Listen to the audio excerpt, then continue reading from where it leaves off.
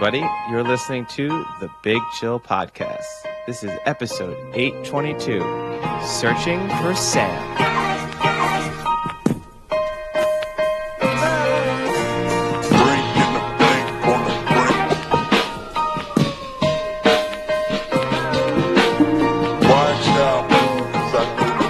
Hello, Big Chillians, and welcome back to the Big Chill Podcast. Right, joins us Eddie. Eddie, how's it going? Big weekend. It was a big weekend. Yeah, two big sporting events, quick trip to London. Interesting. Good. I mean, I saw two close games, not necessarily the highest quality games in both the rugby and the American football, but two games that were finished within a score and kind of came right down to the end. So that was good. Little bit of a fiasco with the NFL, though. I don't know if you've heard. So in order to get access to the NFL London games, you have to use this dedicated NFL ticket app. So it's called NFL One Pass, I think. And you can't print your tickets out. You can't take a screenshot of anything because it's those dynamic QR codes. So we went to the stadium. I had the app ready to go. Everyone had the app on their phone. And outside the stadium, the app wouldn't load. And the initial thought was it's a network issue because we're outside of a stadium and there's 80,000 people trying to access it. Turns out the app had crashed. So this was, whoops, tickets were not accessible. And so I went to the first people who check tickets and said, what do we do? And they said, you got to go to the ticket office and they'll print tickets out for you. I was like, okay, where's the ticket office? And they said, you see that line? That's people going to the ticket office. No joke. 10,000 people in line for this. I'm not even kidding you. And 10,000 people might be an understatement. Probably by the end, it was 15 or 20,000 people in line. The line wasn't, I'm going to guess there were 4 people working in the ticket office because one person just next. Yeah, because I'm sure they didn't expect, there's no buying tickets on the day. And it was kind of great because we actually, even though the ticket office line was very long, we were some of the few people there weren't that many people actually asking questions as at the stage at which you would get in. And so you would then see people trickle up and say, hey, my app isn't working. How do I'll just go to the ticket office. And their initial thought was, that's pretty easy. And then they turn around and go, just so you know, that's the line for the ticket office. And you would get there was the American tourists who were like, that can't be done. That's people buying tickets. That's people buying. No, that's people buying tickets. You think 15,000 people have showed up to the stadium wanting to buy tickets on the day. Everyone became a Browns fan overnight. Yeah. So I then spent, I love a customer service exchange. So I spent 45 minutes buttering up the people who check the tickets. I was like, we're never going to get to the ticket office front line. So either we're not getting into the stadium or I'm going to have to sweet talk my way into the stadium from someone. And the main scanning people, there was a no-go. There was a manager standing there who had zero interest. She would just yell at you and tell you, until we get further instructions, we will not let you in unless we can scan a QR code. But there was a disabled access elevator. It had you love a disabled ticket. There was a younger girl working there. And, so I was speaking to her. This must be a nightmare. It's not your fault, but there's a lot of angry people, not being very nice now. And stuff. And then every couple minutes would kind of check. And what I noticed was for people who legitimately had disabled access tickets, they would go up to the elevator and she would only say there was a group of 4 of them. She would scan one of their tickets, then she would open the elevator and everyone would get in the elevator. So I was like, this is the flaw. This is the chink in the armor. Let's rush the elevator. Yeah. I did tell, there was a moment when the manager was telling me, we're not going to let you in. I was like, you see there's 15,000 people in line there. At this stage, we're probably 20 minutes from kickoff. I said, eventually those people, when they realize the game is kicking off, are going to try and get in and that you're going to have a riot. You're legitimately going to have a riot. And she's like, no, we won't. I was like, I saw it. The final of the Euros. People stormed into Wembley who didn't have tickets. You don't think these people who've paid hundreds or thousands of pounds for tickets and flown from the US here, are not going to try and get into this stadium? And I kind of picked on, there was like a 75-year-old guy scanning them. I was like, I don't think he's stopping them. So I spoke to this girl. Wait, so for now a here's my while. question real quick. Yeah. How are other people getting in? Was it working for some people, the app, but not others? I think some people had, if you could have added them to your Apple Wallet or your digital wallet. And if you had done that, I think those were still working. Although in some instances, the Apple Wallet. I thought about it in the morning, but then just decided, why do I need to? The app looks good. Because sometimes the app breaks down and then you don't have access to your tickets, Eddie. And contrasting this, the day before, when we'd gone to Twickenham and gone to the rugby, and I had shared tickets, and that app was seamless. I mean, you shared tickets with people. I would just put in your phone details, that the ticket instantly appeared in your app. You didn't need to do anything. It was a smooth experience. So actually, that almost instilled me with false confidence that technology had really got to a great point. So anyway, eventually I said to this girl, you don't think you could just let us in the elevator? And she was like, oh, I can do that. But then you need to go through a second round if they check your ticket before you go in through your gate. I was like, well, how about this? You let me through the elevator, and then at least that gets me one step closer. And then I'll deal with that problem when I get to it. But this would at least solve problem number one for me. And she was like, okay. So we got in the elevator, rode the elevator up, and she said, good luck. As soon as we were walking right up to the gate, which was at this stage probably, I think, around 5 minutes before scheduled kickoff, although in the end I think they kicked the game kicked off a little late because of this. Right at that moment, as we were walking towards a gate, someone made this announcement. Oh, they're letting anybody in with proof of purchase. So as long as you have proof of purchase, and so we got lucky that was right as we were getting to the gate. And so we were sort of number 6 in line. And I just had to show the email with my proof of purchase, and they let the number of people in. Now, this opened up a whole can of worms, because I then jokingly said to people, I should now send this email to any friends I have in this area, and they can just get in. Like, this is now, you can share your tickets with whoever you want. In the end, got in. It was kind of the talk of everyone around us, obviously, because most people had gone through the same experience, including sitting in front of us were 2 Vikings fans from Arizona. So I also had a little bit of an Arizona conversation. Yeah. So you had an Arizona and Minneapolis connection. Yeah. Not only do I know Arizona, guys, I know a person from Arizona who now lives in Minneapolis. So they live in Phoenix, but he has a house in Flagstaff as well. So we kind of spoke about that a little bit. But he was saying, oh, I was telling them that there's going to be a fucking riot. And I was getting ready to whip my dick out and piss on the guy. That was his, that was his move. She's like, that's an interesting one. I'm not sure how that is you hoping he slips as he chases you? What's going to happen here that makes it easier for you to get in? That's amazing. Yeah. I just see here, Eddie. Oh, go ahead. Finish.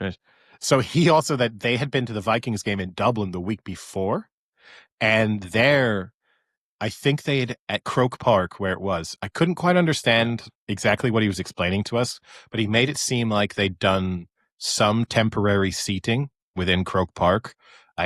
And they had got tickets within this temporary seating space, which then when they turned up, the NFL was like, actually, there's no temporary seating. Those seats do not exist. So we're going to have to put you somewhere else. And then when they put them somewhere else. Owner's suite. No, they bumped him in the nosebleeds. And then he complained and was like, this is not what I paid for. And so then they moved him again. Then he complained again. And basically by halftime had tickets that he was reasonably happy with. He pissed his way down to the field. Yes. Yeah. He played.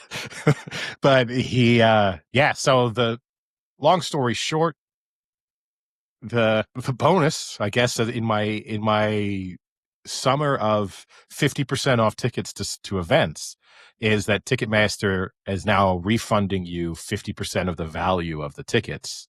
Yeah, so that's what I was just going to say. I just saw that they made an announcement that said Ticketmaster, the NFL, and Tottenham Hotspur work together to address the situation as quickly as possible.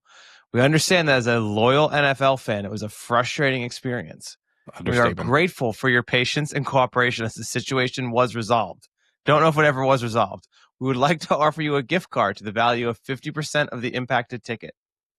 Yeah. It will be in touch in 48 hours. Were you in touch?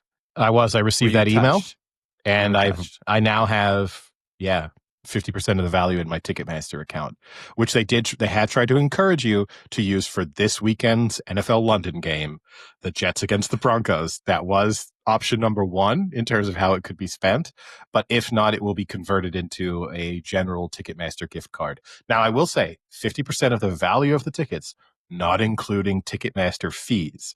They're not, it's like $50. Yeah, they're not giving you 50% of that back. So, it is, but hey, and in the end, we didn't miss any of the action. It was just a frustrating experience. So it wasn't too bad, but. And did the app ever come back on? Yeah. Like third quarter, it started working. Oh. Yeah. Yeah, it was not a good look for Ticketmaster. And I did feel really sorry for, you have the help people walking around. Those people had never worked at Tottenham Hotspur Stadium before. Those were just guns for hire for the NFL event. So that's the first person I spoke with. And I said, hey, can you at least even just tell me, I have my seat number and block number. Can you tell me, because you don't get the gate until you actually get the ticket.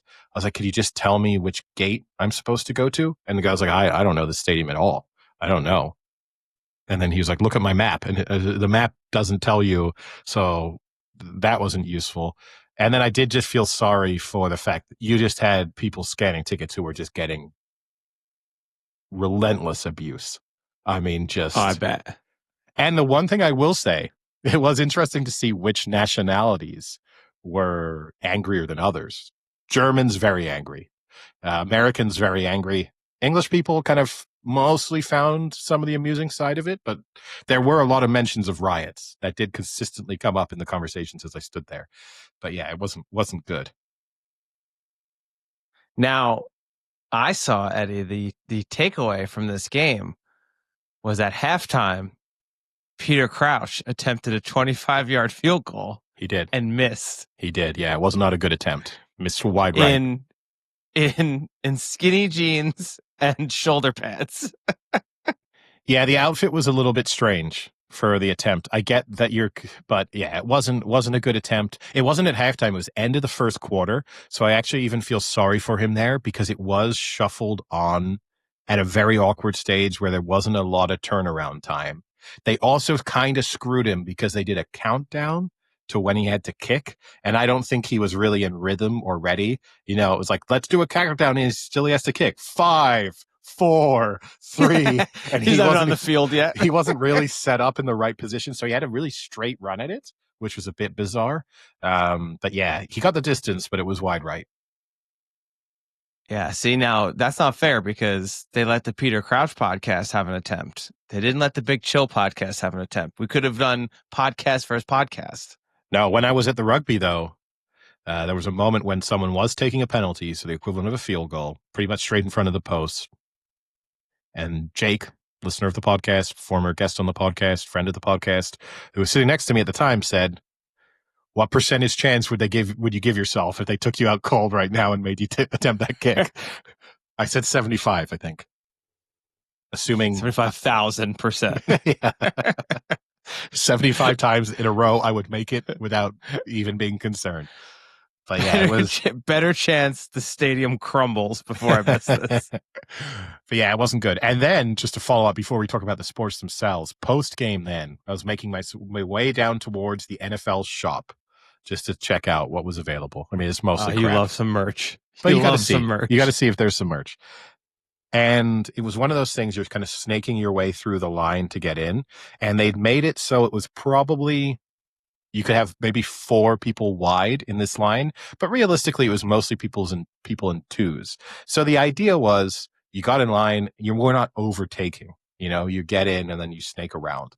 Same like being in any snake line at an airport or a train station. You're not an asshole and overtake. And this big Dutch fuck behind me was then kept trying to sneak round.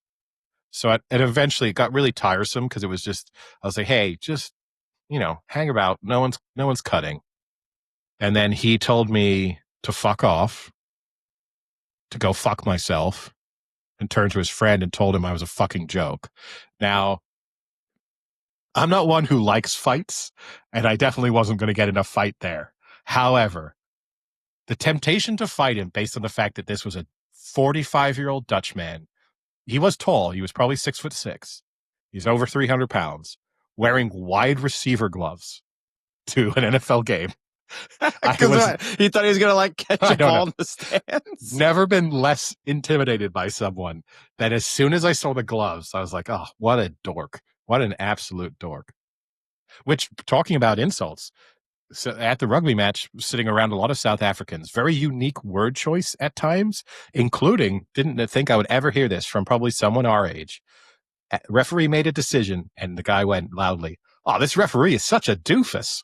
I didn't think, not a word I expected to come out, but yeah. Anyway, we can get on to the sports themselves. Pretty funny because at the hockey tournament I was at, someone got called a dillweed. Now, were they going to say dildo and then decided that? No, it was in the locker room, actually. Yeah. Someone made fun of him, and then the guy came back and said, all right, whatever, you're being such a real dillweed right now. Haven't heard that one in forever. So how was the overall experience of watching the game? Stadium is awesome. Tottenham. Stadium is super awesome. The view, I mean, we had good seats, but still, I think the views everywhere are really great. Comfortable seats. They have the concessions down and the toilets down. Like there are so many of them, and so you get stuff fast. Even in the rush moments, it's good food. Food was okay. Did you go to the brewery that's in there? No, because with the delay in getting in, and we would have gone pre-game because we're there 2 hours before kickoff. But with the idea of let's go and check out the brewery, but then it wasn't convenient. The food, I think the thing that always suffers a little bit with the food. So we had a burger that wasn't bad. Got a snack. They were kind of trying to do American style food. I think this is where it goes wrong. Oh, you don't think it was normal Hotspur food? I don't think. Maybe the burger, yes. But the only thing that made me think no is they were waffle fries, which is pretty unusual in the UK, but maybe. The waffle fries were excellent. Yes. But they had like a pretzel. And when we arrived, I was kind of hungry. I was like, oh, I'll get a pretzel as a snack. That's like an easy take to your seat thing. There was basically no salt on the pretzel, and there was also no dip along with it. So you were just eating a lukewarm, sort of flavorless piece of bread. It wasn't that I would give a not good review to. Beer prices were okay. You did get served beer fast. If you were going to be £7 a pint, $6.95 for a pint of Guinness, but then that was from a can. They were just emptying the can in. Everything else was like $7.50. So not terrible for stadium pricing. But yeah, super good seats. I mean, really nice views. How was like the technology of the stadium? I mean, the scoreboards and like the screens are good. And the screens, there's a screen in all four corners. So no matter where you're sitting, you have like a very good use, which especially for the NFL is useful because obviously if it's first and goal on the other side of the field, you kind of need to watch the screen in order to really be able to see what was happening. But yeah, no, it was good. Atmosphere, it's always a little strange because there were definitely more Vikings fans than there were Browns fans. People kind of got into, they do try and make it a home game. So, there's all the encouragement of this is a third down for the Vikings, like make some noise, Browns fans. There were some, there were a handful of people from Cleveland around us, but I think the Vikings are just more popular in Europe, in part because people latch onto the name the Vikings and see that as, oh, okay. Especially when you get a lot of people coming over from Scandinavia and stuff, and I get it. Then they've chosen that as their team. So it did feel more like. Did they do the skull clap? Oh, it's so stupid. It's so stupid. So they did it outside the stadium as they were coming in, kind of walking in from the underground. They did it. Then they did it. I'll be honest with you, they did not do it during the game because for large parts of the game, it looked like they were going to lose. And so the Vikings fans did get pretty quiet. The Browns fans in the fourth quarter were pretty loud, but the skull clap came out after the game winning touchdown. then he started to see it a lot. Now, what'll be really great is when you come here, if we go to a Vikings game, you can then interact with people, be like, yeah, I was just out in London to watch them play. I've seen the Oh, Vikings. man, this guy's a fan. Yeah. The crazy thing is I've seen the Vikings twice in London. So, it is, I have traveled quite far to see them in different times, but no, it was good. And the game itself, I have to say, Good ending. Overall, it was a decent game. There was a couple turnovers, a couple nice touchdowns, a couple good runs. Like I know a lot of podcasts that we may listen to sort of shit on it as a quality of game, but honestly, to watch it, it was perfectly enjoyable. The only thing that actually my big takeaway from it, people have been really praising Dylan Gabriel for being pretty good. I don't think he was great. I think, yeah, the 2 touchdown passes he threw, especially the first one, is such an easy touchdown pass of you've just got the tight end kind of flaring out to the left. He rolls out to his left. And basically, no one has followed him on the rollout or the tight end. So it's a 7-yard throw of just don't fuck it up. And then the second one, it's a pretty good throw to Njoku. But he had some throws that I think if you're watching on TV, you don't appreciate. I didn't know who he was throwing. You're gonna pull this one on us. No, but genuinely, if you're watching on TV, you don't know. You have to be there. There are moments where the TV gives you a different perspective that you can't where in person you can't follow it quite as closely. And then there's the reverse. When you're pretty much eye level with him and then you see him make a throw and legitimately it's sailed 30 yards over the head of the nearest receiver, it's a little hard to go away from that and be like, I think he's got it. I think he's, and that happened, especially in the fourth quarter when really all they needed was one decent drive to kill that game off. Again, the takeaway from that was that their defense. And I listened to a Cleveland Browns podcast where they were crushing the defense of, everyone kills the offense, but Jim Schwartz and that defense down the stretch when all we needed was a stop. It's like, what do you want them to do? They forced a couple fumbles, had a couple turnovers. There was a missed field goal that was tipped at the line. Like the defense did everything they could do to kind of give you every opportunity to win. And sure, they let the Vikings drive down like 85 yards for a touchdown. Yeah, but twice they got the ball back in that fourth quarter for the Browns and they couldn't get a first down. And there was a 3-and-out that then punted straight to them. They got the ball whenever they got the ball back with 3.5 minutes left in the fourth quarter, where it was like, you need 2 first downs and this is game over. But instead it was, oh no, how about a 3-and-out? How about that? How about punting straight back to them? And they've got all the time in the world with their timeouts. But yeah, it was good. I will say this. The most impressive thing, my bigger takeaway from the in-person experience, Njoku, very charismatic person. He is just, he's interacting with the stadium and the fans nonstop. Like to the point where you almost, maybe he needs to be more engaged with his teammates in a huddle, but songs start playing and he starts turning around and like dancing and interacting with the fans and singing the lyrics to the songs and getting the crowd going. I could see why he would be a heavy fan favorite if I was a Browns fan. Like you can tell he loves it and he's really driving that feeling. He may also just be a little bit like, I'm better than this team. We're not going anywhere. So let me just enjoy the day out and prepare for next season. But he's really not that great. No, I mean, he's not. He's a tight end. So what are you going to, I think he is good. I don't know. It's hard to judge because he made one spectacular catch at the end of the second half, which then the Browns failed to punch it in and they settled for a field goal. And then he had on the drive for the second touchdown, he did hurdle a guy, which was right. Now, seeing a guy that big hurdle another human being, again, I'll pull the in person. It is more impressive in person than it is on TV because you are seeing just a massive man get pretty high in the air in a way that probably shouldn't almost be possible based on how big and heavy he is. Because he's got a big lower frame. I can tell you that. Like getting him into a pair of jeans must be a challenge. You'd say you've got your issues. He must. We've got our issues. Those things must be fully tailored jeans. I'll say that much. But I did have a couple funny moments. Actually, I need to remember my notes. So on the one thing they were pushing super hard was your favorite new TV show. The Paper? No. Oh, Chad Powers. Chad Powers was heavily featured, advertising Oh everywhere. God. There was a Chad Powers lookalike, when they do the lookalikes thing, and it was just characters from That must Chad suck. Powers. Yeah. And the introduction to it, they did a in-stadium ad read, which was great for Chad Powers. And it was something along the lines of, check out the hot new show on Disney Plus, where Chad Powers, and I wrote this down, Chad Powers pulls a Mrs. Doubtfire to return to college football.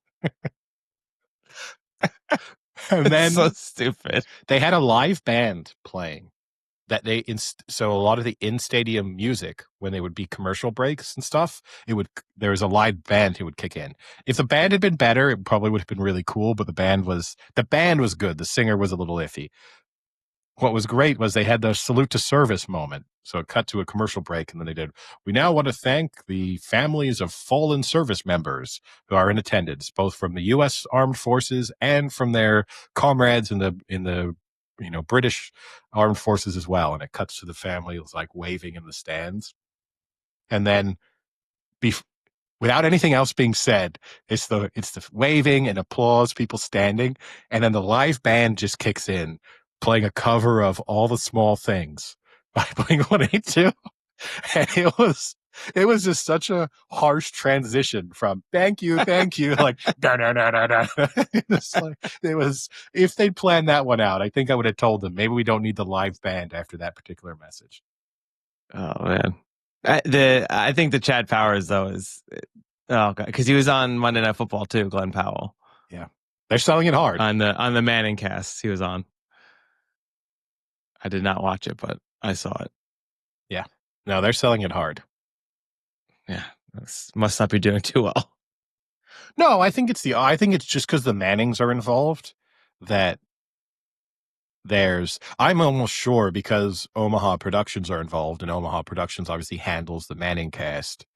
I'm sure there's almost a deal here of our production company is making this, therefore the NFL needs to produce the thing that's coming from our production company. I'm sure that's a requirement almost. And who knows, maybe the NFL is even invested in Omaha Productions. So where one entity begins and the other ends, who knows? Any other takeaways from your London NFL experience? No, I mean, I 100% would go back to Spurs Stadium. Definitely. Like, I would happily go to a games, ticket fiasco aside. Although I guess if I'm going to get 50% off all tickets in the future, then I would consider it. But no, yeah, good weekend. And I'm even in an even better mood as we can transition to talking about the football itself, because not only the trip started obviously with that Niners fantastic victory against the Rams, just holding on in overtime there, and then finished last night with the greatest of gifts, which was Patrick Mahomes absolutely shitting the bed in Monday Night Football against the Jags. After I got called out with my little, phone clip speech play over after the Ravens win last week, and now back to where we started from. Just I'm not sure that one's on Patrick Mahomes. The 15 penalties that they got might have really fucked that up. The 99-yard pick six probably didn't help. Yeah, but that's not all on him. That's some really bad tackling. It's a pretty bad throw, though. And one of the bad tackle attempts was also him. It was actually a nice play by that linebacker. I don't know if you saw, but like he faked the blitz. Did you see? Like he faked it pretty good and then dropped back. And I don't think Mahomes ever thought he'd ever drop back. No, but it was. I'll actually. Wait, we can start. Way. We can go. It wasn't the best throw, but then when you get the ball back, you drive down the field and score a touchdown to go up with a minute left, to go up 4. You would hope that your defense can hold the Jags to not score a touchdown in a minute. But that all goes out the window when you then kick it out of bounds and give it to them on the 40-yard line to start. It's so and the amount of times we've seen that now in the NFL is fucking crazy already. Like in crucial moments, I've seen this 3 times now already. That kickers just shit the bed and can't kick a fucking ball in the field now. Yeah, no, it's kind of crazy because I really don't think it's that hard. I mean, genuinely, I know this isn't me, but I really don't see why. No, I don't think. I will even say at this point, if you're a professional kicker, you should at least be able to put it in the field of play. And I saw Pat McAfee trying to explain it, well, actually the thing is, because they're basically doing a squib kick, but for most players, that squib kick would land short of the 20-yard line. So unless you have a really powerful leg, it doesn't kind of come to you naturally. I think that's, again, go tell that to a rugby player. I think they'd laugh at you. I think that would just be like, what are you talking about? That's like saying the equivalent to me is, that's as if that's as if there was a specialist who hit like approach shots for professional golfers. And, like Rory McIlroy tees off and then in comes the guy for the, we're 80 yards away. And he was like, dude, 80, I can't do. 90, I'm okay from, but 80, it's just like, this is way, but you hit it 30 yards left into the lake. It's just a tough distance, that's what an amateur says. That's not something that a professional, where that's what you do. And you've had long enough at this stage to just work it out or cut the kicker. If he really can't do it, surely if I were an NFL head coach, I'd be like, I need to see you do this 100 times in a row in practice. And if you can't do that, we'll find someone who can. Like, I'm not interested. I mean, it's like NFL quarterback saying, oh, you have to make a 60-yard throw. Oh, now it's got to be a 40-yard throw. Can you change that? Can you change the pace of the ball to go one distance versus the other? No, but it's even worse than that. It would be like an NFL player being like, I can throw to my left, but not to my right. Like, just like, guys, I mean, don't expect me to throw ever, even remotely across my body. That's kind of hard. Yeah. Like that, but yeah, it's not a good look. But no, I will be complimentary in a way, whilst that was a bad loss for the Chiefs. And it was actually, go ahead. I actually think they moved the ball pretty well there. And compared to early in the season, I think you're seeing a version of them now where I do expect them to start scoring like 24 plus points consistently, because they do feel a little bit like that old Chiefs where they kind of dink and dunk their way down the field on you. Plus they have the threat of the kind of going deeper again through Thornton. And so whilst I was happy they lost, and I still think they're at serious risk of missing the playoffs just because they will lose more games and they're good teams in their division.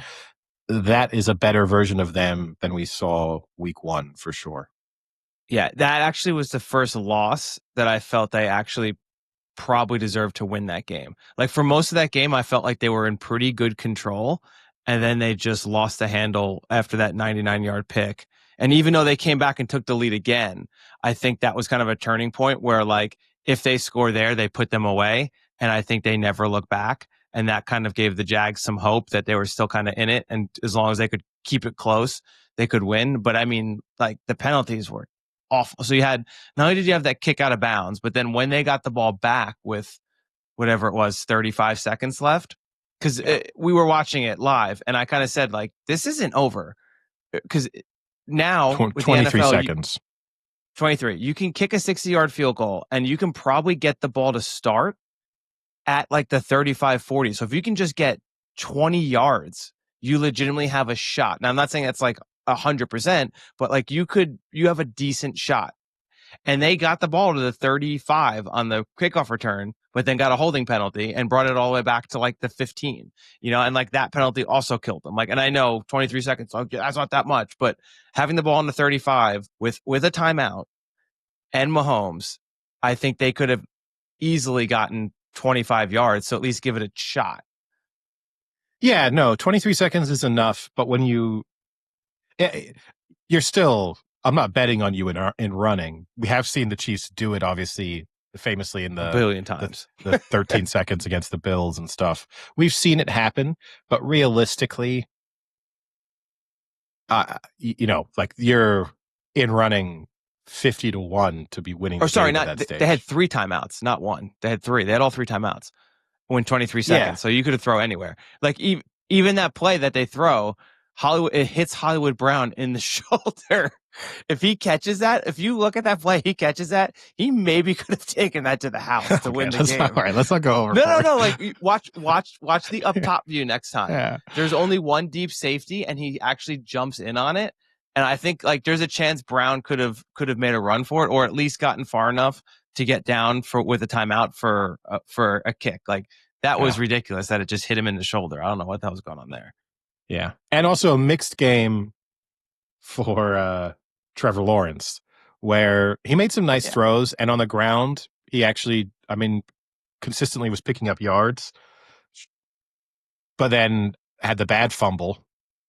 I don't know why you're calling and again, I know I speak about this consistently. This is the greatest advocacy for why the tush push should be legal, because you then see teams completely mess up the scenario where the tush push for the Eagles would be unstoppable. And you go, well, that's why. Because if it was this easy, every team would just be scoring from that situation. Instead, you got Trevor Lawrence, a big, physically imposing quarterback, trying to leap over the line with the ball dangling in front of him. Just ready to be punched out. Like, okay, he's unlucky because if he'd managed to go 2 more centimeters, he crosses the plane, it's a touchdown, no one cares. But how you even have that in the playbook, I'm not really certain.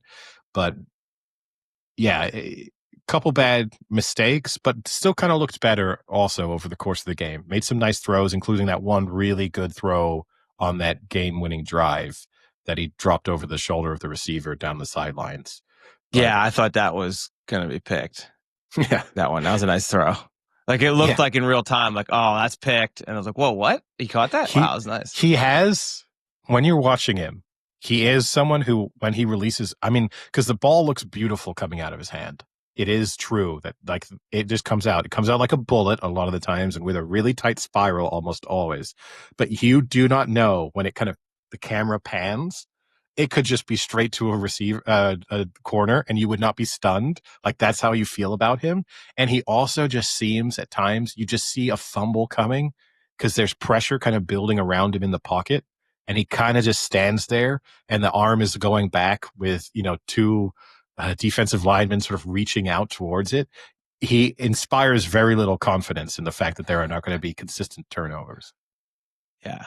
The crazy thing is he's in his 6th year now? Sounds about right? Yeah. A week 5 win at home against the Chiefs is his greatest win so far as the number 1 draft pick. Like, and you could tell, like he took that as if they won the Super Bowl. And I don't want to be mean, but it's really pathetic. To the extent where this is year 5 for him. I thought they were going to storm the field. I thought the fans were going to storm the field. Well, I actually give the credit because the head coach who was next to him kind of didn't care that much. And then it was like Trevor Lawrence reacting like they had just won the national title. There was that sort of moment. And even in the build up to the game, that was literally part of the coverage was Jags has had a pretty decent start to the season, but this is their chance to have a statement win against the Kansas City Chiefs. It's like, what are you talking about? Like the Chiefs are not even that great this year. And B, it's, so early in the season that this is not this isn't everything on the line for the number 1 seed or something like that. This is just, oh yeah, that was a pretty good win. Good for you guys. Yeah. The Chiefs also lost to the Chargers, who have not doing the Giants. Yeah. Who are not doing particularly well. Yeah. Yeah, the reaction was a little over the top for sure. But honestly, it is his best win ever as a starter. That's his most quality win against the 2-3 Chiefs at home. He has 1 playoff win. So, that would be the argument that in 2022 he made the Pro Bowl. And he had they came back from 27 down against the Chargers that year. That would be his biggest win. Is that really a win, or was that a Justin Herbert loss? You can do that all the time, but but this is the second biggest win of his career, for sure. This is his biggest regular season win, which is crazy to say for a game in week 5 of the season. Like most of the time you would hope that your big wins are in the final 3 or 4 weeks, as I said, that are tied to big divisional seeding. It's like they're in a division that they're probably going to win anyway, just because of the incompetency of the other teams there. And so, but they're not, I guess they have a chance here to pull off 1 or 2 seed, because again, the theme of this episode is going to be feeding off what we spoke about last week, which is I'm just not sure any teams in the NFL are any good apart from the Lions. Like the Lions might be the only legitimate team that I don't think I can pick a major hole in, but everyone else, I mean, again, I don't want to say I think the Jags can win the Super Bowl, but if this season the Jags win the Super Bowl, it would not stun me that much. Yeah, I think this week was the official week, arms up in the air week, as like what the fuck is going on, because it was all over the place.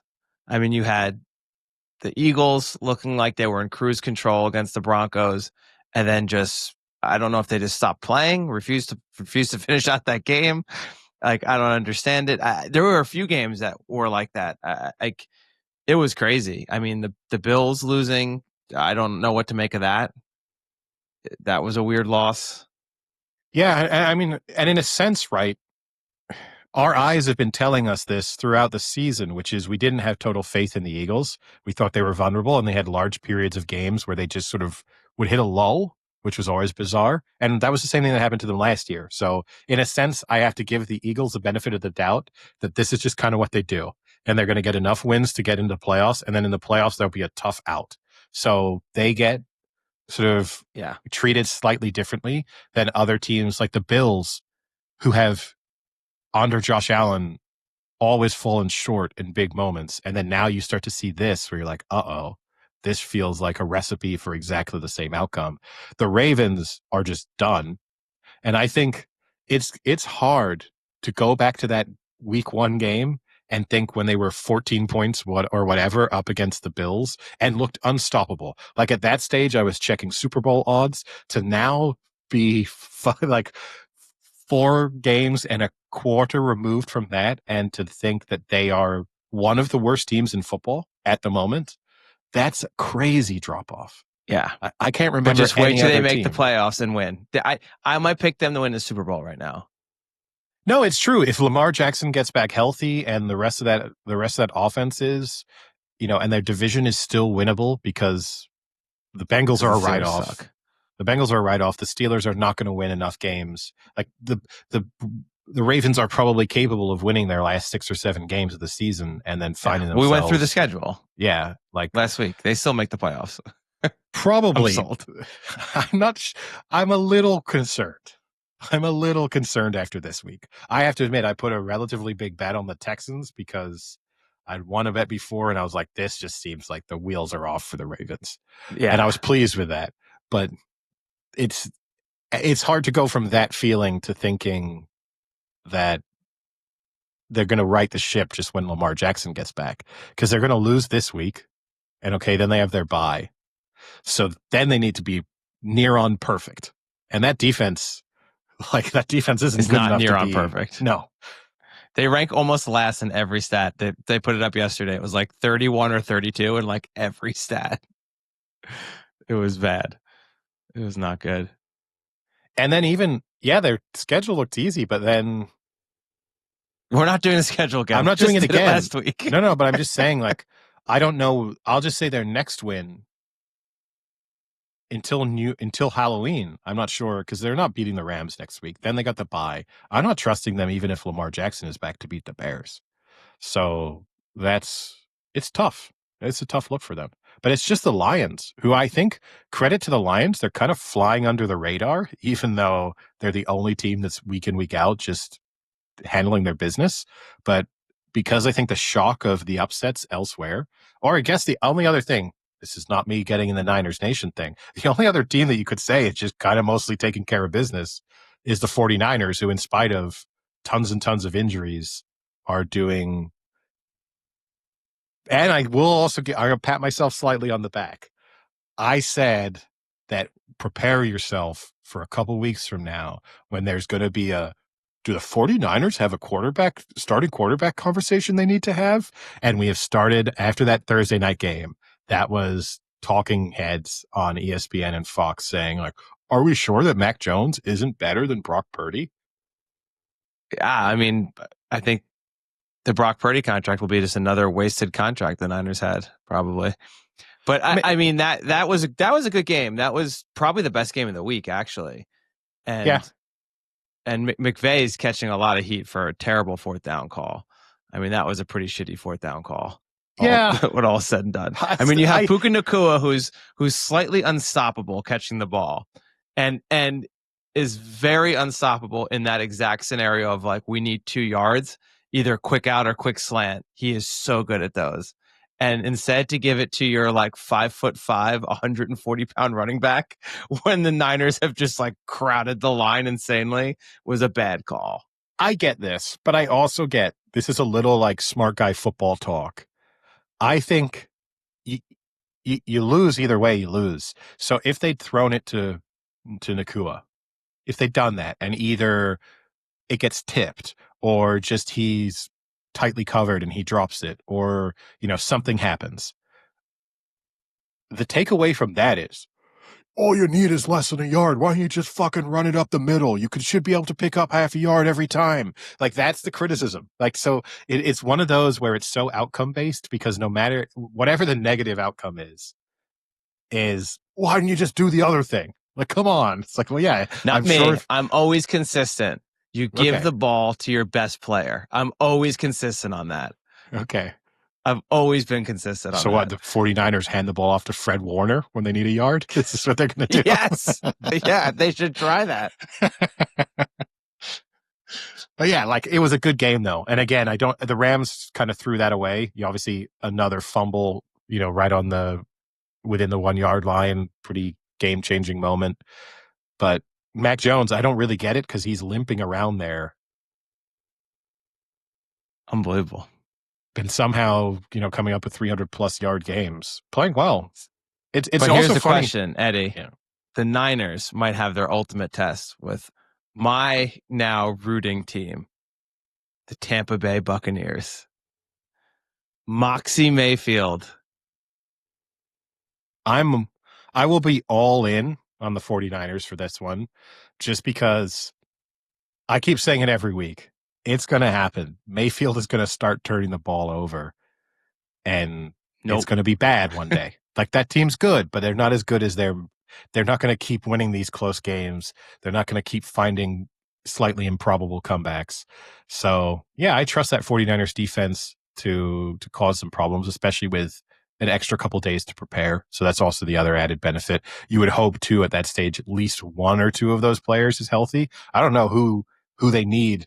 Like, now the issue is Mac Jones either needs to get a little healthier or Brock Purdy needs to get back. I don't know who you're trusting more at this stage. Who's the third string?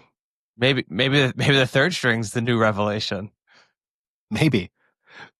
But I mean, I also just love that this Mac Jones scenario is wonderful symmetry, because in the end, Kyle Shanahan has ended up where he wanted to be out of the Trey Lance situation, because that he wanted to take Mac Jones and not Trey Lance.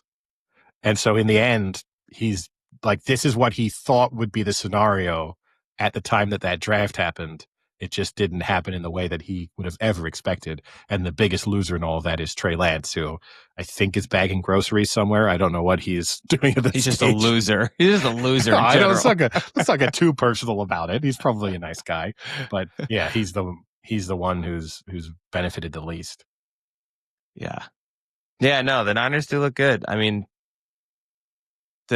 speaking of the Bucs, I mean, they have a pretty tough schedule. They have the Niners, the Lions, they have the Saints, but then they have the Patriots, the Bills, and the Rams. So they have that'll be the true test about 6 weeks from now, whether the Bucs are for real or if beating the Falcons, Texans, Jets, and Seahawks by one score is kind of what you think it is.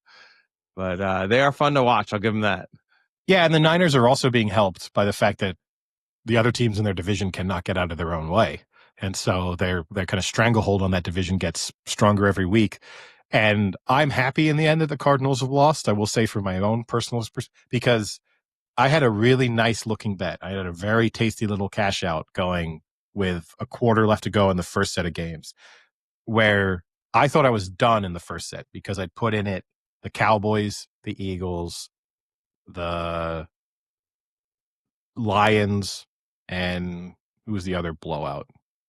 Can't remember. Anyway, but Colts. It was the Colts. looked set. Like literally rolling into the fourth quarter, I was like, cool, turn my attention to the late games. And then the Eagles blew it. And it was like, uh-oh, because all I have left in this one is the Cardinals and one other game. And I was like, and then midway through that, I was like, oh, here we go. Another one loss, all set up to go. And the Cardinals falling apart. I have to admit, if that had been a one loss, I don't think I've ever seen a team blow an NFL game from quite as strong of a No, position as that. no. Scott Van Pelt loves to do his bad beats. That has to be the worst NFL bad beat I've seen in a while. And it's such a bad beat because it's not just a, oh, they went for two and it got blocked and they went the other way. And so, like, you didn't cover the spread. It's like, no, this team's about to blow this other team out of the water. And then next thing you know, they fucking lost this game. It Yeah, was unreal. And Unreal. also that you can point to, well, two major plays that Of the worst plays ever. If just one of them happens and that's the reason you lose, you're like, oh, I cannot believe that. So if just the DiMiccardo, so he's running in to make it 28-6, it's game. I mean, it should be game over at 21-6, but 28-6 with 12 and a half minutes to play is definitely game over. And then he does the thing, which now is a trend of dropping the ball. He must have watched Chad Powers the day before. Yeah, the NFL's pushing it too hard. Here's my hot take. I don't think that's a fumble. I have yet to see. So the frame they always show is when the ball's coming out of his hand. That ball is way far over the front of the line. Because again, people still to this day don't understand that it just has to cross the front of the line. And I think I want to see the angle where they stop it right as that ball is crossing the front of the line. I still think it's pretty much in his hand. His hand is coming out, but it's still in his hand. He doesn't flip it until literally almost the entire ball is over the line. Like, I'll hot take this, and I think that's actually a bad call by the NFL because I have not seen the clip of the front of the line with the ball already being out of his hand. The one they always show, it's already way past that. I do agree with you. It probably is in, but it might not be. I'm not so definitive in it, but it probably, it feels so close to call that the touchdown almost feels like the correct decision, which like the benefit of the doubt should be given to the player dropping the ball in those instances. But yeah, I feel like they're punishing him for it almost a little bit, and maybe he deserves to be. Way, where the benefit of the doubt is you should be punished for being an idiot. That was the stupidest thing we've seen all day. And then he got slightly saved by his defense intercepting the ball, somehow fumbling it, kicking it into their own end zone, and then twice. Also they kicked it twice, and then not managing to fall on it. Like. That's the play you see in Pee Wee football. Like, I don't think I've ever seen an NFL play look that way. And the only thing I'm so happy about is you didn't get that football, it's an odd shape. It's hard to predict the direction it's going to bounce in. Yeah. Slippery. But that was catastrophic. I mean, they got that ball went 20 yards back. I mean, it was unbelievable. It was. Yeah. Double kicked all the way to the end zone. And then to even survive all of that and be like, oh, they should still win. They're getting the ball back and they just need one, maybe two first downs. It's game over. And then punting. And then even that, it's like, it's okay. It's the Titans. They're not going to march their way down the field. And then they get in chip shot field goal range with time to spare. Yeah. Like the most sort of complete drive of Cam Ward's career so far. I mean, it was just. And I love the post game of it being like, Cam Ward actually looked pretty decent. I mean, look, that last drive looked pretty decent. Yeah, okay. The reason he looked decent is because the Cardinals literally gave him two major opportunities to look decent. Yeah. Did he look decent when he threw that terrible fucking interception? Yes. That got fumbled for their own touchdown? No, he looked like fucking ass on that throw. Yeah, that was an awful throw. He's almost the luckiest person in that equation. And then you throw in the third crazy play, which is the center snapping the ball into Kyler Murray's helmet for a fumble, concussing him, and so for a fumble. Those three plays combined, I mean, It's just That play, unbelievable. you know what? You're right. That play gets so underlooked because of the other two. If those other two didn't happen, that would be the number one on Yes. like ESPN's top 10. The way upon which he reacted when that thing Yes. hit him, you would have thought like a cinder block hit his head. He reacted to that the way when you see home videos that someone does, like throws it at like a grandmother and does like think fast, and there's just zero reaction to it, and they just get hit square in the face, and they do the awkward like, no, but I, like, you knew I was going to throw it. It's like it was one of those moments. And I also And it think makes that, it better because he's so small too. It yes, looks and his funnier. helmet looks kind of weird on his head, so his sort Yeah. of his like big helmet on his small shoulders kind of wobbles around for a second like a bobblehead. But I also think in that people make fun of it for it hitting him in the face, and the fact that even the discussion that he was possibly concussed is the stupidest thing in the world. If that's concussing him, then every NFL play is inducing concussions. Like we Then have to have a Tua more walking is concussing him yes. as his head bobs when he walks. Putting his own helmet on is causing enough, depending on how much bread he'd eaten that day. But the what gets overlooked, I think, because it's funny, is the fact that it was a turnover. Like it's almost, it gets treated in the clips as if, oh, they fumbled the snap, but it's okay. They got the ball back. Like it's almost Yeah. lost in the fact that, no, that was also a pretty crucial turnover where again, they could have put the game to bed and instead somehow lost. If that's your one loss, I know I sent you that clip of that guy losing the horse race. Yeah. I genuinely think if that had been my one loss, I'm retiring from all sports betting. That is a sign from the gods that just, that is, I don't believe in a higher power, but if there is one, that was like someone saying, I'm doing my best to help the Titans win this one, but I have to go to extreme measures to even give them a remote possibility of pulling this off. How hard did the Titans pray pregame is my question. Pretty hard. And which Because god did they that is pray some to? help. Yeah. I want to know where they prayed because that is some help they got. Yeah, but no, I mean, another big takeaways, I guess, yeah, there's no good teams or aside from the Lions. And then you do have this undercurrent of teams that I don't think are actually really good, but who are performing consistently pretty well, which I'd put the Niners in there, the Bucks in there, the Cowboys to a large degree in there, and the Yeah. Colts. Cowboys offense looks great. Yeah. And those are the the four Colts teams. are legit. I mean, Daniel Jones already locked up the MVP. I don't know if I wouldn't go that far, but yeah, I mean, I did like, and we don't have to talk about Simmons that much because we speak about him too much, but he's obviously all in on Baker Mayfield should be MVP.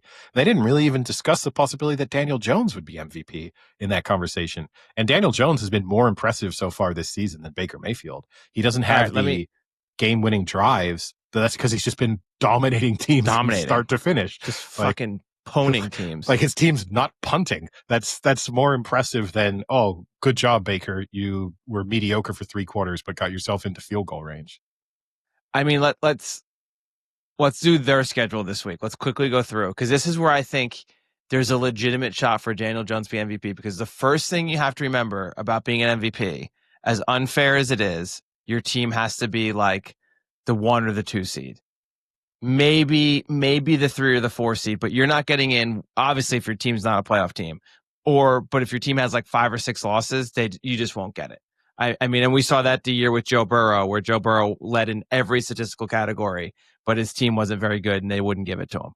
So here's their schedule. They're 4-1 right now. Okay. Next week, Cardinals. I'll let you do the. I think Eddie, win. Eddie, I think we win. just talked. Eddie, I know. Come on. I know. I think win. But then Okay. This season is teaching me enough that, that's the Cardinals. I don't think the Cardinals are garbage. So I think the Colts win that, but I'm not saying it's an absolute certainty. 5-1 at the Chargers. I'll say loss. Really? The Chargers do not look good right now. They have no tackles. Alt is out. Slater's out. I know, but I don't know. But otherwise, I'm not just running the table with the Colts. So I think they win that game. Okay, I'm going to veto you this. Okay. I say they're 6-1. Okay. Titans win. 7-1. Steelers at Steelers. Yeah, probably win. 8-1. Falcons, Win. 9-1. At Chiefs, I'll say loss there. I'll give you the loss. We'll split that with the other one. So 9-2. Versus Texans. I'll say win, but Okay. it's not a guarantee. But yeah, I'll say win. 10-2. At Jags. Loss, I'll say. Okay. 10-3. At Seahawks. I'll say win. 11-3. Versus Niners. Loss. 11-4. At home to the Jags. Okay, I'll say they split that. So I'll say 12-4. And at Texans. I'll say loss because they might not need it, and the Texans might need it more. So Okay. I'll kind of hedge that there too. So they're 12-5. That could get them the number 2 seed in the AFC. Yeah, and I'm happy. I would feel more comfortable from that set of games saying they're going to win 11. Like if you told me the over is 10.5 on season wins, I'd feel pretty confident in the over 10.5. But yeah. I mean, I think an 11 or 12 win Colts team finishes 1 or 2. And if they do that, Jones will have put up some pretty good numbers. Yeah. No, I mean, he would have a chance. He's certainly in the discussion. It obviously depends a lot on what is going elsewhere. From a betting perspective, he's not even being given a chance right now. Daniel Jones is 11th favorite. What is he? He's 27-1 to win the MVP right now. I love it. 20. What is he? Comeback player. He's 20. He's tied. There's 3 players on 27-1. Jalen Hurts is also 27-1, which maybe fair enough because the Eagles could run off. The 27-1 is also Lamar Jackson. That's crazy? I mean, Lamar Jackson might just, no matter what else happens for the Ravens, he might not really in the end play enough games to be a real MVP contender. Because I think once you miss 3 games of the season, I don't think you can be thrown in. So he's definitely missing next week. That's 2 games out. And then let's say he's fully healthy. He may just rest in the final week of the season if he pulls off MVP quality performance. So then that's like, oh, well, he didn't play in 3 games. You can't factor him in. Above him, you have Dak Prescott, 22-1, Justin Herbert, 20-1, Matthew Stafford, 14-1, Jared Goff, 14-1. I love that. Jared Goff might also be... Yeah, that's a good one. Jordan Love, 11-1. Baker Mayfield, 9-1. Patrick Mahomes, 4-1. And Josh Allen is 5-4. I don't get the Mahomes. Like, listen, I love Mahomes, and he's actually playing really good this year. I think QBR-wise, he's like 3rd or 4th right now for quarterbacks. Like, statistically, he's having a much better year than last year. But they're not winning. Like, you can't give it to them if they're not winning. Like, not with the way that valuable MVP are you if they lose? Not with the way that MVP is interpreted by voters, which is not who is the person who does the most for their team. It's your team needs to be one of the 6 best in the NFL, and you need to be the star player. Like that's the MVP conversation. And I don't get why Josh Allen is. I mean, he was odds on prior to this week, so there's at least some drift there. But I mean, I always think Josh Allen is going to have one other thing going against him. He's the reigning MVP. And we do see a lot of times people have a reluctance, like they like voting for someone else. They like seeing change. Yeah. It's kind of like you think about like last year, that was part of the argument for voting for Josh Allen over Lamar Jackson was, Lamar Jackson's already been MVP twice. He hasn't won a Super Bowl. I don't think we should make him a 3-time MVP. And I think for people are the same, like, should Josh Allen be back-to-back MVP when he hasn't even made it to a Super Bowl? That seems kind of crazy. No, it's true. It's true.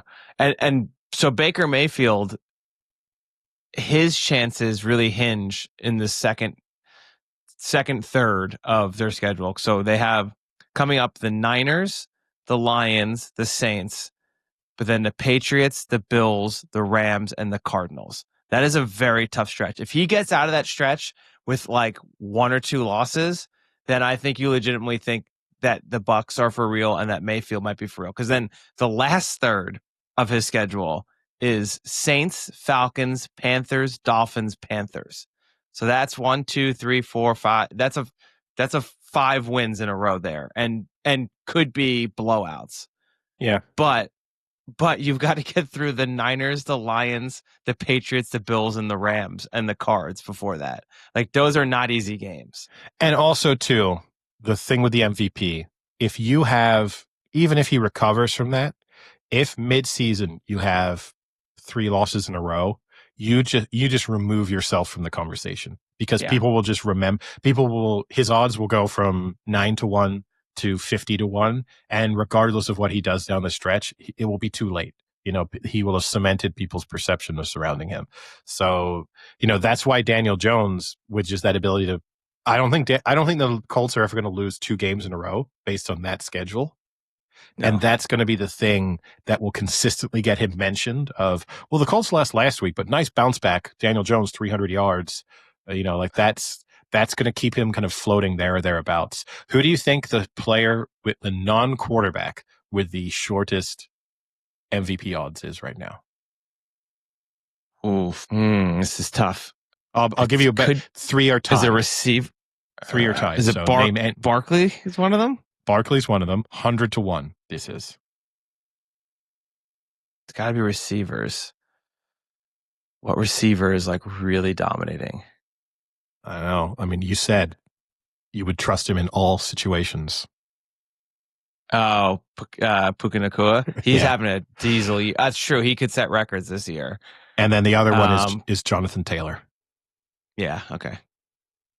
Now, here's the interesting one. We don't have to talk about the Niners too much, but Brock Purdy is 250-1 and Mac Jones is 500-1. And I almost feel like Mac Jones's odds should be shorter than Brock Purdy's. What if they combine them? Or they split the award? Yeah. Can I have Niners quarterback? What if they agree to split the award? Yeah. Christian McCaffrey has shorter odds than either of them. He's 150-1. And I don't think McCaffrey's necessarily playing that great this year. No. At least statistically. No, I think McCaffrey and Barkley have both had slight drop-off years where, again, I trust that they'll accumulate enough stats by the end of the season to be impressive. Although historically, they both get injured in most instances. But like I think if you're a Giants fan, and obviously it's rough being a Giants fan at the moment, both because of what's happening on the field, a little bit of the bubble burst there, the Jackson Dart confidence, I think. Oh, I thought he looked okay. Really? I mean, you got to let a little of the air out of the balloon there. No, I mean, like, they didn't get the win, obviously, but as a rookie, you expect bad throws, but I still think he had some really nice plays. Like, I watched that and I still feel good. Like, I don't expect him to come in and be Daniel Jones. Like, he's not going to be that good. No, well, there's no way the Giants can get a quarterback as good as Daniel Jones. No, clearly not. But I do think, at least for the Giants fans out there, Daniel Jones going elsewhere and being a legitimate MVP candidate is rough. And then obviously last year you had Saquon Barkley leave and be an MVP candidate. I think at least if you're a Giants fan, the blow is slightly softened by the fact that Barkley resembles much more now what he was with the Giants than it was just a perfect storm of that Eagles team and their offensive line and him being able to do what he did last season. But that decision to let him go, if it had been this year, I don't think is as big of a conversation. No. I mean, and I had said that from day one, that I love Barkley. I thought he was like an amazing Giant. He's a great player, but at the end of the day, he's a running back, and he had such an amazing year last year that you can't expect that to be what it was going to be every year. And I think he just got put onto a team that their O-line was savage that year. And I think, if anything, the Daniel Jones, I think, makes Sheehan, the Giants general manager, look really good, because for years he was saying that, no, guys, I'm telling you, Daniel Jones is a good QB. Like, this guy's good. Let's sign him. And everyone, we signed Daniel Jones and we let Barkley go. How dumb is he? How does he not see how bad Daniel Jones is? Well, maybe Daniel Jones didn't look that bad in practice, but when you have a shitty coaching staff around him, he can't fucking do anything. And now when you have some better coaches, Daniel Jones don't look so fucking bad anymore. So maybe the general manager wasn't that wrong in his assessment of Jones and Barkley there. So, like I think he's got to kind of be feeling a little good about himself on that one. Yeah, no, it's true. But no, any other big NFL Yeah. talking I points? mean, we talked about the Cardinals being like a complete 180 in that game and a real turnaround. How about the Mark Sanchez story? Okay, yeah, this is a tough one to it's a tough one to discuss. It breaks. I think it's just crazy that it broke early that Mark Sanchez had been stabbed in Indianapolis, and speaking of Daniel Jones, and was in critical condition. And everyone was prayers to Mark Sanchez. Oh my God, this is terrible. Blah blah blah. And then the 180 that story took in 2 hours, like it happened live for us because we saw it break early in the morning. I was staying with a friend in Phoenix, and we were sharing it like a hotel. And I said to him like, "Oh my God, you see like Sanchez was stabbed. That's crazy." And then 2 hours later, I got like the update about how like he's being arrested, and I showed him, and I was like, "Oh boy, this has took a turn."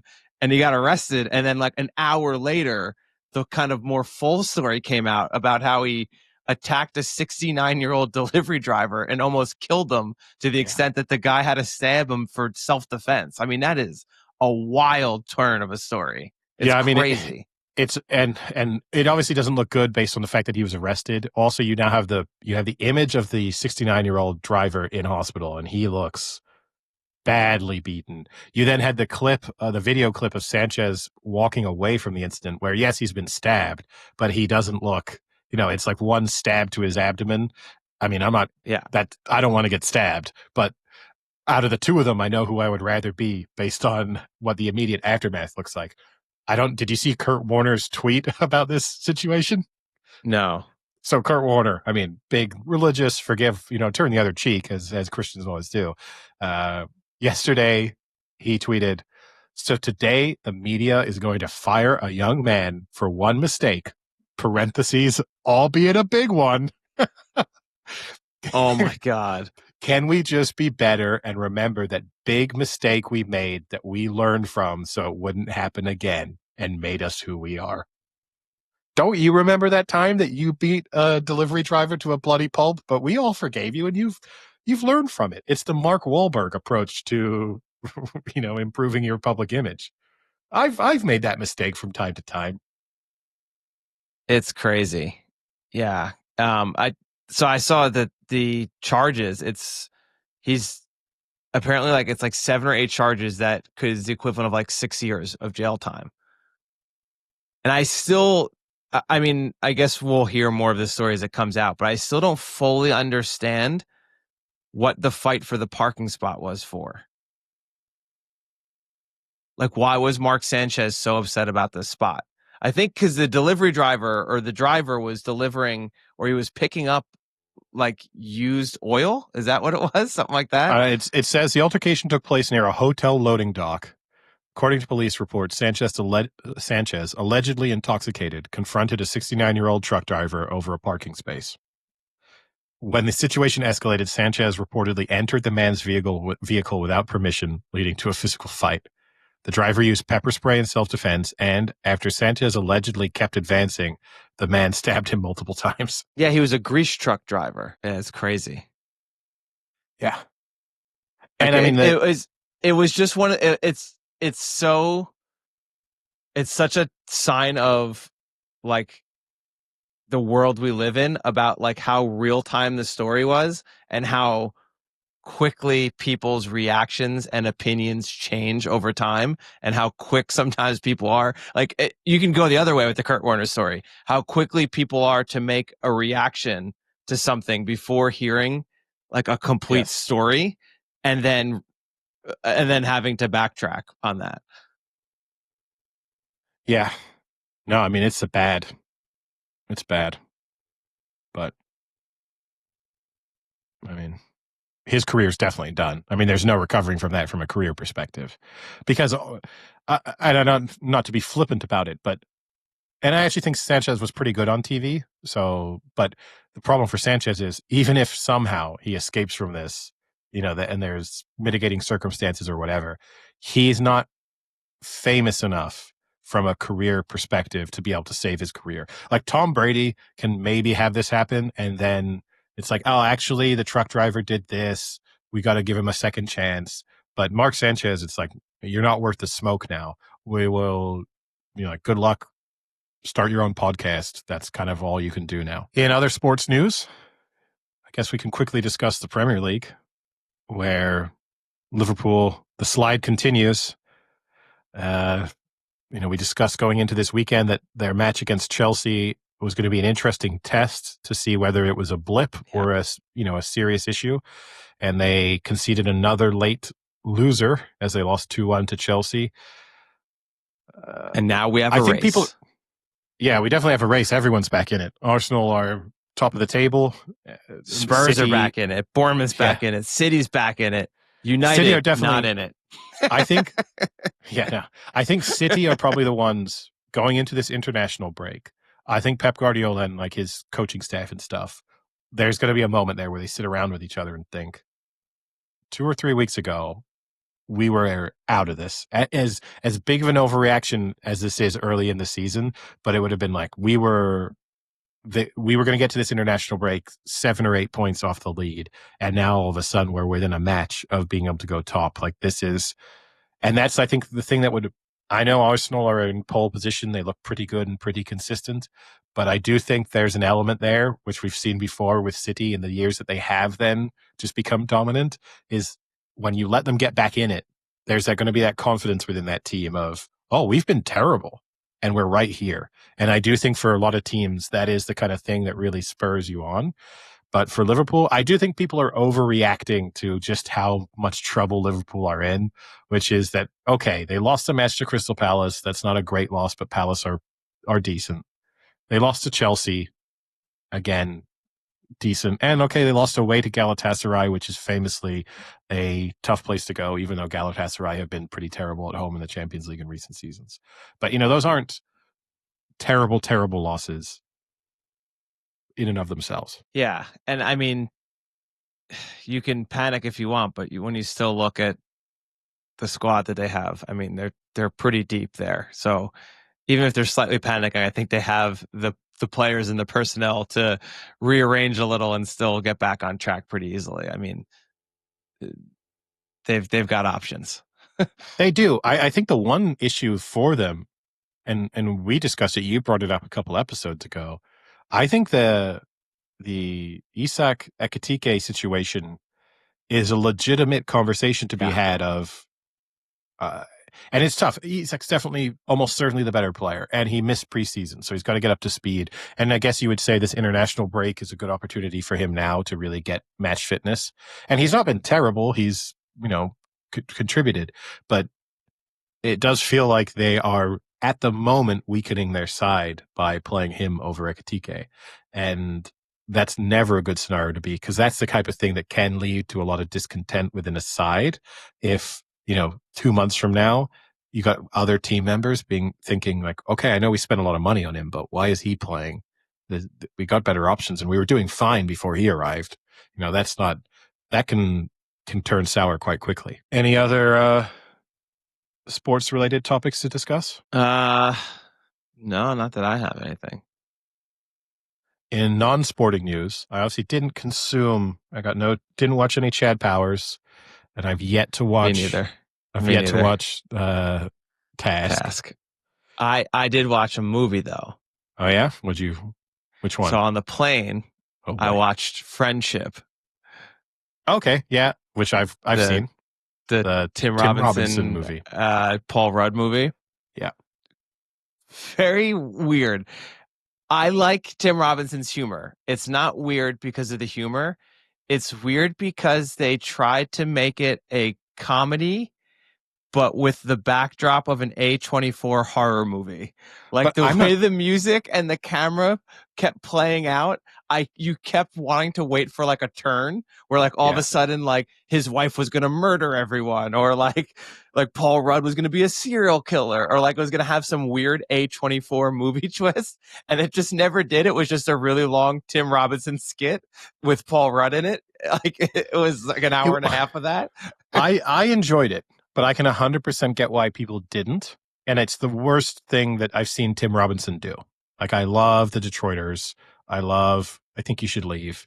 So this is definitely, of the things he's been prominently involved in, I would say this is the worst thing so far. And he has a new TV show coming out soon, which I'm looking forward to. But I think it's strange, though. You can have the interpretation of it's a comedy masquerading as a horror film, or you could say it's a horror film masquerading as a comedy, because he's the only person within it who is sort of contributing to it being humorous at all. And you could just say it's a very dark interpretation of a man's life falling apart. So it's sort of Yeah, a realistic horror movie. But yeah, it's sort of bizarre. It's it's interesting. it's weird. It's unique. I'll give them that. Yeah. Like, you will not see another movie like it. But at the same time, it's a tough one to recommend that people see. And if someone walked away from it saying they absolutely hated it, I would get it. But I did enjoy it for the most part. Yeah. There was some really good lines. I wish I could remember. I wish I would go back and watch or like write them down.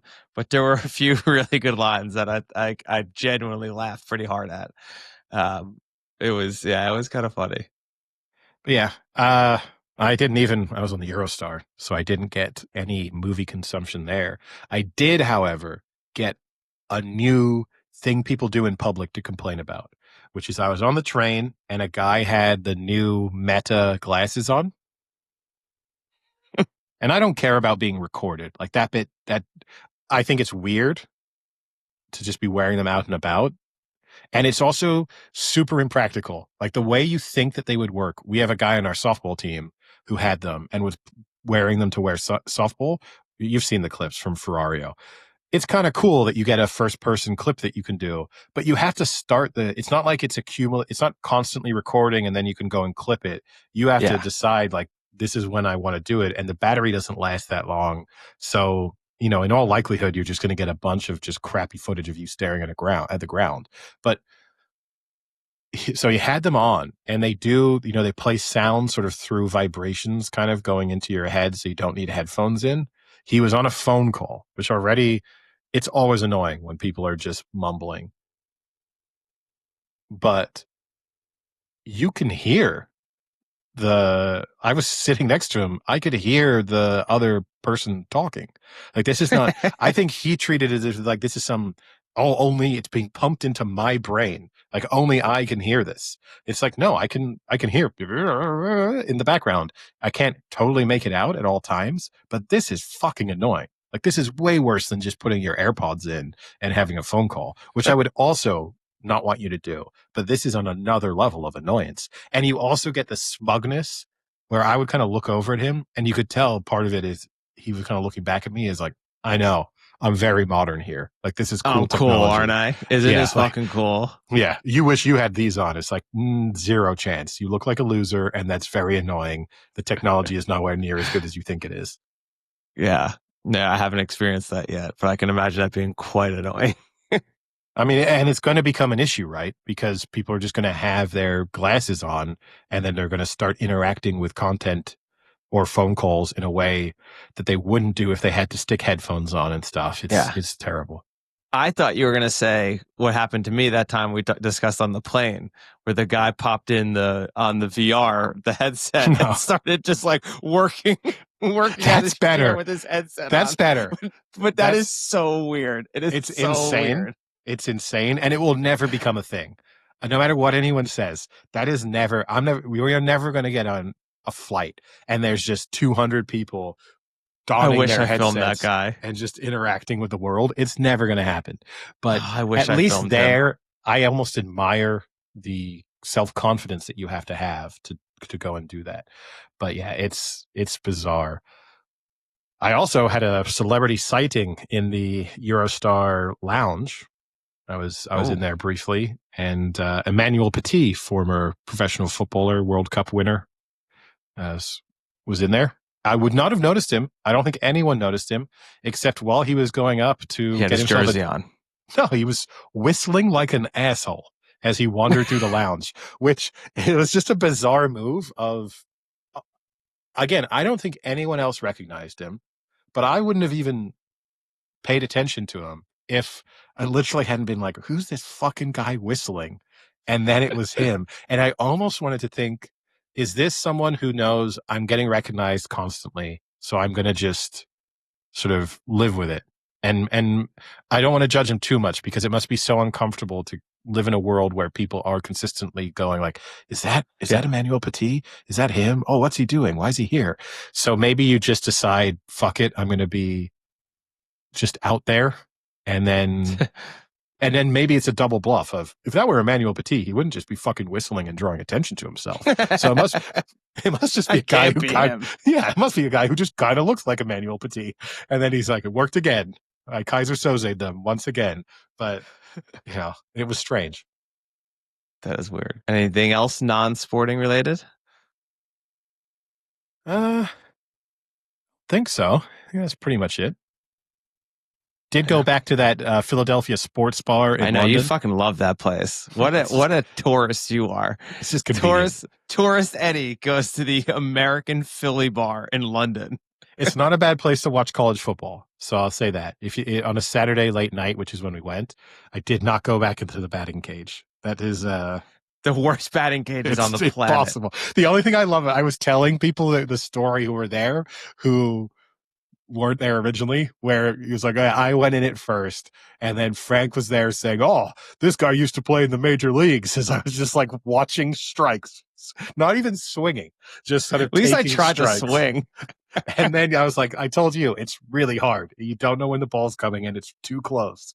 And then at least you went in and also struggled. So it made me feel slightly better about it, but impossible. For our listeners who don't know what we're talking about, there's a batting cage, something that resembles a batting cage at this bar, but it is literally, if you took a batting cage and pulled out 70% of the distance between where the pitch comes and where you swing, and it's impossible. The ball is coming from, I think it's leaving, the wall is probably 6 yards away, 7 yards away. So it's close, which regardless of the speed of the ball, that's just hard to pick up on the ball itself. And then you don't know when it's coming out. So it's not like a pitching machine where you can see the arm swinging up and over, like with the ball just emerges from a hole in the wall, and then 20 feet in front of you. It's too close for you then to be able to do anything. So unless you just want to wildly start your swing process and hope that you've timed it up, in which case the ball's not traveling that fast and you may be able to destroy it, but then you may also find yourself in a batting cage swinging 2 seconds before a ball has even left the hole. So it's kind of a tough thing it's impossible. It's stupid. The only thing it works for, because actually the best of us when we did that was Sam, because the only thing it works for is someone who's not really trying to play baseball properly and is just going to stand and swing a bat at a ball with kind of no body movement involved and will get ball on bat and go like, oh yeah, I hit it. That was pretty good. Yeah, it was rough. Oh, one last take. Almost forgot this. This is amazing. So yeah, did see a lot of Sam, went to the rugby with Sam, saw Sam for drinks. Sam, former co-host podcast. Sam. Yeah. Okay. So we were speaking, he doesn't really listen to the podcast. So he was asking me how the podcast was going. And then I was telling him about the co-pilot He Sam. always does that to me too. He asks me how the podcast is going. Just fucking listen yourself, man. Well, you want to know how it's going? You're going to love this revelation, man. So I was telling him about Copilot Sam, and we were laughing. I was telling him about how Microsoft Copilot has some inaccuracies, and he said, "Oh, well, you should do a bit then where you start using to use ChatGPT, use Gemini." I was like, "Oh, I'm not going to have a whole podcast where all we do is get AI predictions for each game."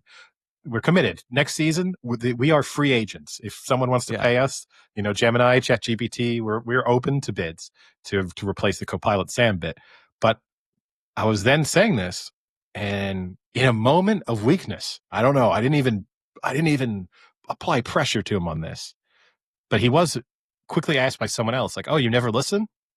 And he said, "No, I don't really listen." I was like, "What does that mean?" He said, "Well, what I do is I take the transcript from the episodes and I search for references to me, and then and then I will listen to the bits where you've spoken about me again." Oh, well, in that case, Sam, you're a bitch. Search that one, Sam, you bitch. It was wonderful. It amused me so much in the moment, and I couldn't believe he said it. And you could tell in his eyes, as soon as he said it, he realized that he should not have shared that piece of information, that was not going to go down well.